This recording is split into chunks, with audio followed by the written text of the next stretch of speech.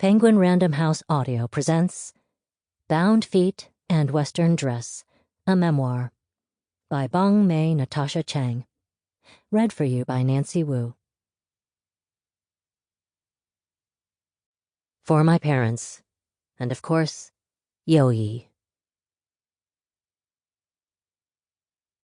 Prologue. The carved mahogany trunk from China still stands in the living room of my parents' home in Connecticut, the house where I grew up. Dark and gleaming, its carved tiger claw feet grip the ground tenaciously, holding court in a corner of the room shared by Eames and Le Corbusier. I go to the trunk, fiddling with its complicated brass fixtures, and throw back the heavy lid. There is everything in this trunk.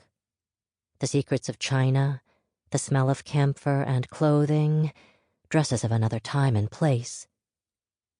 My grandmother's embroidered silk lounging robe, my grandfather's tuxedo, white dinner jackets and jodhpurs, the aprons of my ama, Shuma, lovingly stitched, the cheongsams from my mother's summers in Hong Kong, slim, high-collared dresses with slits on the side.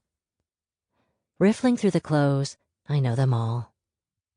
Automatically, I fold and refold them, a ritual I have performed since childhood.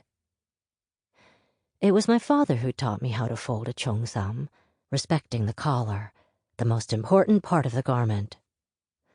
I remember feeling embarrassed that he knew so much about women's clothing, but he told me that he had learned it from his own mother as a child. Now I find the item I am looking for, a black cheongsam like the ones sold at Yunchang, the shop of my great-aunt, Chang Yu-i, who served as my mirror and mentor during the last years of her life. I have had this garment since I was a little child. It appeared one day amid my grandparents' things from Shanghai. The dress has no label, but Yu-i recognized it immediately as we were rummaging through the family trunk one afternoon. "This is from my store," she said, as delighted as if she had come across an old friend. From then on, I considered this dress Yu-i's and accepted its presence as unquestioningly as I did Yu-i's gift to me during the last years of her life. It is this dress that holds us together, binds us together, transports us across the years and centuries. Unlike most of my relatives, whom I seem to have been born knowing, I remember distinctly the first time I met Chang Yu-i. The year was 1974. I was 9. As usual, we Changs were gathered at the Central Park West apartment of Fourth Sister. A successful clothing designer since her emigration to New York City in 1954, Fourth Sister dressed in exquisitely cut cheongsams, wore her hair up in a severe chignon, powdered her skin pale white, and sported bright red lipstick. I dreaded gatherings at her home. She would always call us, my brother, sister, and me, into the room and inquire why we were not fatter, slimmer, smarter, faster, or sweeter, then laugh about us in Shanghainese as we stammered a reply. In her presence, none of us, including my mother, was allowed to wear glasses. Fourth Sister could not bear to look upon such ugliness. The evening that I first met Yu-i, my family and I were ushered into Fourth Sister's living room. Immediately, I noticed a stranger in big bifocals sitting on the other side of the love seat from Fourth Sister.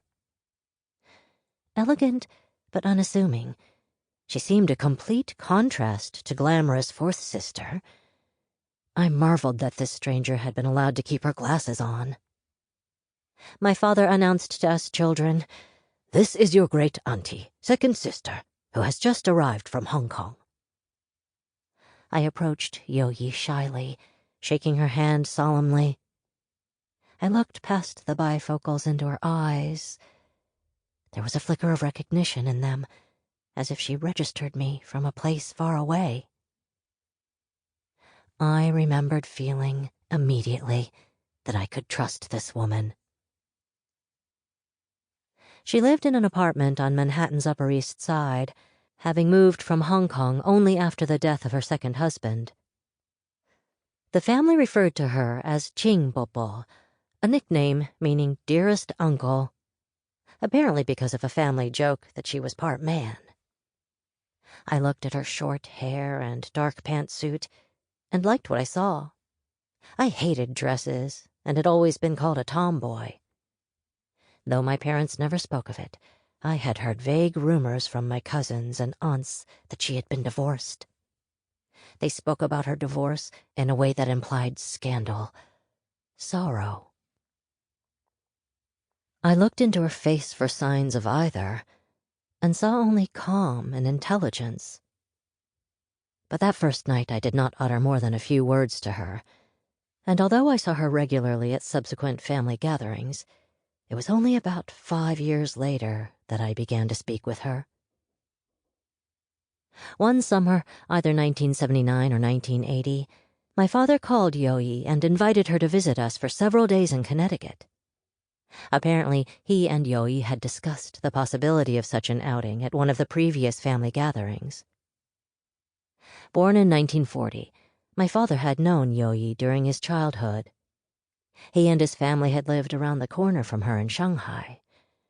When the communists came in 1949, my father and his family moved to Hong Kong, then Tokyo, then Sao Paulo, Brazil, before coming to America. Yu-i left China the same year for Hong Kong, where she met her second husband and lived there until his death in 1974. On her first visit to Connecticut, Yu-i brought with her the recipe and ingredients for zongzi, glutinous rice wrapped in a bamboo leaf. Under Yu-i's watchful eye, my mother and I prepared the meat and rice filling, then soaked the big bamboo leaves to soften them for wrapping. When we had produced our first finished zongzi, Yu-i declared our efforts a success. Each summer thereafter, Yu-i brought us a new recipe. One year for jiaozi, meat dumplings. Another year it was shrimp sauce. She carefully oversaw our preparations, then graded us on our achievements. I liked my great-aunt's deliberate, careful approach.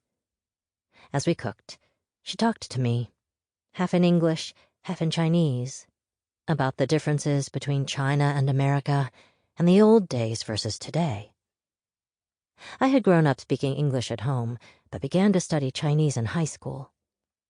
When Yu-i spoke to me, there was never any recrimination in her voice that I was too American or could not possibly understand the China about which she spoke. No relative from the Zhang side, even my own father or grandparents, talked to me in such an easy manner. A teenager at the time, I felt caught in the middle of an acute identity crisis. As the first generation of my family born in the States, I was torn between two cultures. Chinese-American, I longed for a country I could call my own. I wanted a future, but could relate to nothing of my past. I yearned to understand my origins, but felt shame about my heritage. When I began at Harvard College in 1983, I chose to major in East Asian Studies because of the department's excellent reputation. I wanted finally to understand China. But I was baffled with systematic analyses of her political and cultural traditions. To my frustration, nothing I learned about China resonated within me, and I resented deeply suggestions from students in other majors that knowledge about China should have been innate for me. If I understood China no better than my classmates, most of whom were American, then what was wrong with me? Was I not Chinese enough? I often feared as much. That year, while studying for a survey Chinese history course, widely referred to as rice paddies, I came across my family name in a few texts. The Zhangs were usually mentioned in connection with the May 4th era, a period from about 1919 to 1926, that witnessed tremendous upheaval of traditional Confucian culture as Western ideals pushed to the fore. Named after the nation's first pro-democracy demonstration, which took place on Tiananmen Square on May 4th, 1919, the era produced... Sample complete. Ready to continue?